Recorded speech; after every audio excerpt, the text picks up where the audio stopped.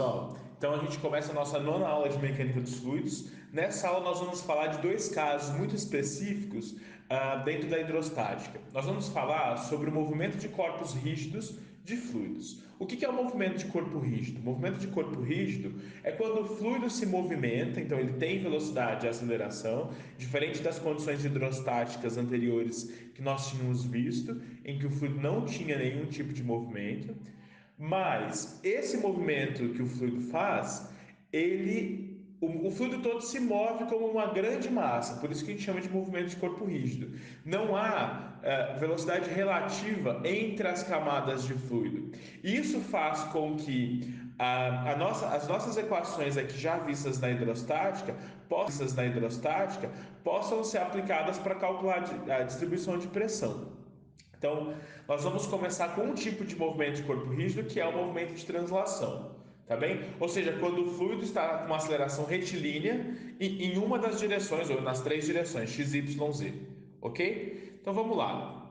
A ideia fundamental é essa, né? O corpo, se a gente se lembrar de quando nós deduzimos a variação de pressão para um volume de fluido, nós chegamos à seguinte equação, que a variação total da pressão nas três direções, nabla P, é igual a ρ, G, aqui G também é um vetor, tá? Rho que multiplica G menos A. A é a aceleração que esse corpo está exposto. Se nós abrirmos esse gradiente, nós vamos ver o seguinte, ó, da pressão na direção x depende só da aceleração em x, a variação da pressão na direção y depende só da aceleração na direção y, e a aceleração na direção z depende tanto da gravidade quanto da aceleração em z. O que nós fizemos aqui para chegar na equação que nós utilizamos até agora? Nós dizemos que a aceleração era zero, certo? E, claro, aqui nós temos a direção z, a direção da gravidade no sentido negativo de z. Então, nós chegamos ao teorema de Stevens, né? dp dz igual a menos ρg. Agora, nós vamos assim, não, essas acelerações não são mais negativas. Nós vamos estudar dois casos. O primeiro caso é quando a gente tem uma aceleração retilínea. Olha só, eu tinha um fluido num recipiente que eu estava em repouso e esse fluido é acelerado com uma aceleração A aqui, tá? Pode ser nas três dimensões, AX, AY, AZ. O que acontece? Dada a aceleração, esse corpo, o fluido dentro desse recipiente começa a se deformar e ele vai se deformando até uma nova posição de estabilidade. E é nessa posição de estabilidade que nós vamos estudar a distribuição de pressão nesses corpos, tá? Então, para a gente dar uma olhada um pouco mais aprofundada, vamos fazer o seguinte, olha, imagina que a gente tenha essa aceleração, aqui nós temos a nossa direção z para cima e direção x aqui para a direita. Então, essa aceleração a, aqui nós temos menos a, no sentido oposto, pode ser decomposta em AZ e AX. Duas componentes da mesma aceleração. Tá? Isso faz com que o nosso fluido se deforme e encontre uma nova posição de equilíbrio a um ângulo θ. Ok? Vejam só, se antes nesse recipiente parado a gente sabia que na horizontal a pressão não variava, ou seja, se eu caminhasse numa linha paralela à superfície livre, eu sei que a pressão é sempre constante, né? Olha, qualquer linha paralela à superfície livre, a pressão é constante. Nesse caso de translação, as linhas equipotenciais, ou seja, as linhas que têm a mesma pressão, elas não são horizontais, elas continuam seguindo a superfície livre, mas essa superfície livre se inclinou um ângulo θ. Então, essas linhas de pressões iguais, as linhas equipotenciais, elas também estão inclinadas, tá? Muitas vezes nos interessa saber essa inclinação exatamente porque é a partir dessa inclinação que nós conseguimos calcular a distribuição de pressão, tá? Então vamos lá. Se a gente fizer o seguinte, olha, eu já sei que isso aqui mede a x, a z, isso aqui mede a x. Aqui eu ainda tenho a componente da gravidade. Então veja, a resultante, a aceleração resultante, vamos chamar de AR, vai ser o quê? AR vetorial vai ser AX negativo, né, na direção I, menos AZ mais G na direção Z, na direção K, tá? Na direção negativa aqui de K. Ok? Essa então é a minha aceleração resultante que o fio está exposto. Esse ângulo θ é igual a esse ângulo θ aqui. Então, se eu quisesse calcular a tangente de θ, eu poderia escrever que a tangente de θ é AX sobre AZ mais G. Tangente de θ é igual a x mais az mais g. Vejam só que interessante, se ax fosse zero, se a gente não tivesse aceleração em x e nem tivesse aceleração em z, a superfície livre ficaria tangente de zero é zero. Se a gente já sabe que isso aqui estaria na horizontal. Interessante essa constatação. Agora vamos ver um pouquinho sobre a distribuição de pressões. Olha, a gente falou que dp dx é igual a menos ax vezes ρ. dp dz é igual a menos az, né? Se a gente integra isso aqui parcialmente, olha, eu vou ter o seguinte, que dp integrado parcialmente em x vai ser igual menos ax ρ vezes x.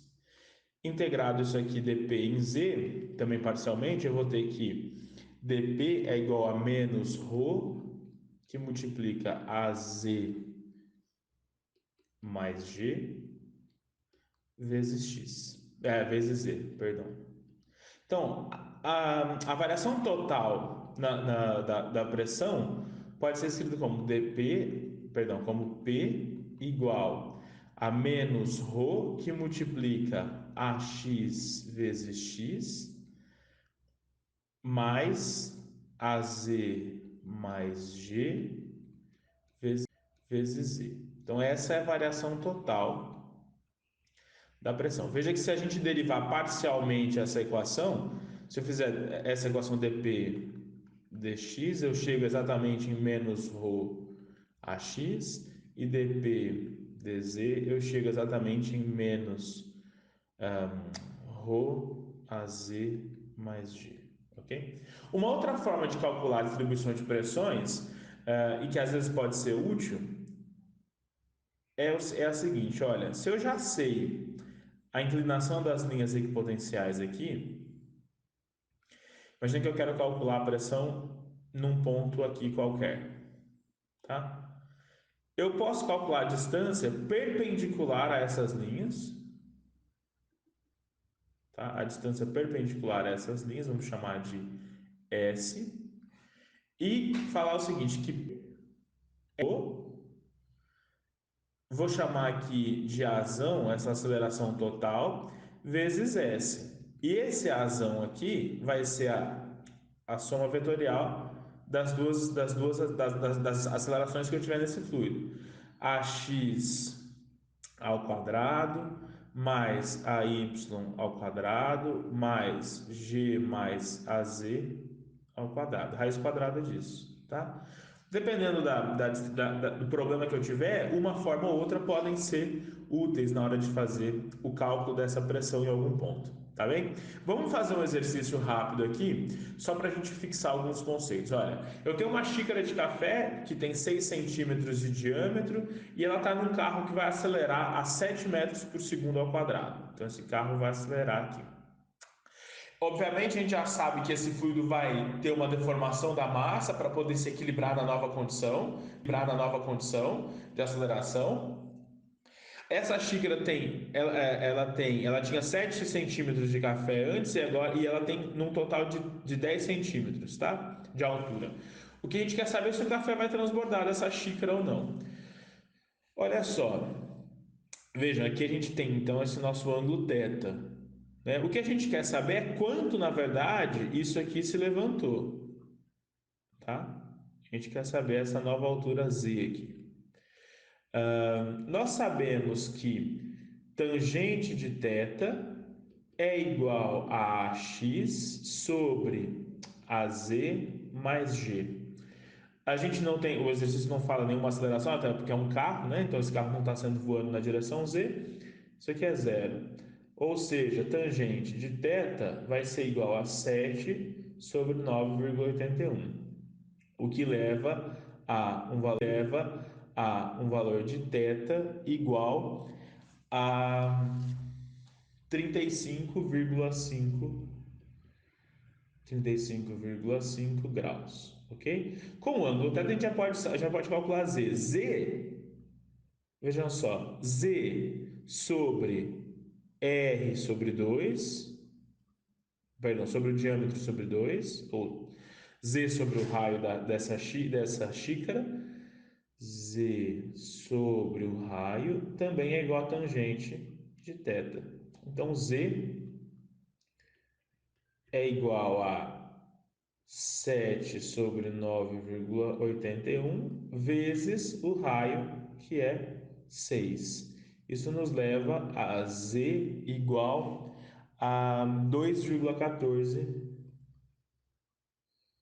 centímetros. Vejam só, gente, só um parênteses aqui. Eu estou usando tudo em centímetros porque essa relação 7 sobre os 9,81 é uma relação de duas acelerações, então isso aqui é um adimensional. Então, se eu uso 6 aqui centímetros, o meu z também sai em centímetros, tá? Só para a gente não se confundir, porque que eu não passei tudo para metros aqui, ok? Uma outra questão que a gente pode ter é o seguinte: qual que seria a pressão nesse ponto A?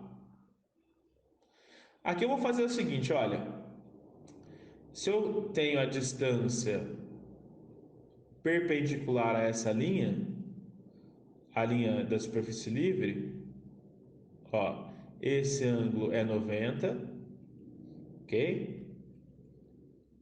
Esse ângulo é 90 e esse aqui é o meu ângulo θ, tá? Esse é meu ângulo θ.